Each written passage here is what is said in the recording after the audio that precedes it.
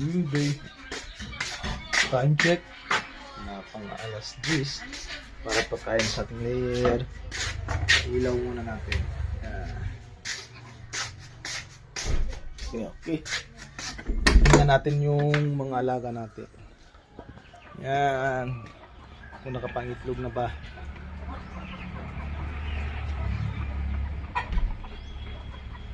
Yun.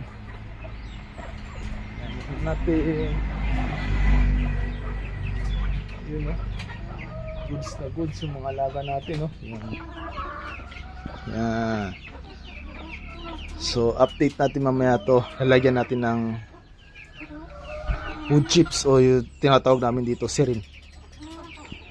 So maulan kagabi, so hindi maganda yung lupa, medyo maputik-putik. Hindi ko muna sila papalabasin. Maliban lang sa isa nito. Kasi tanggal mo natin. Conditioning po dito.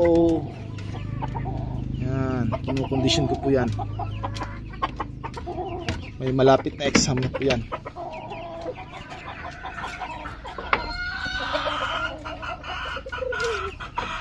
Yung isa doon, hindi ko alam kung nangitlog na po ba yan.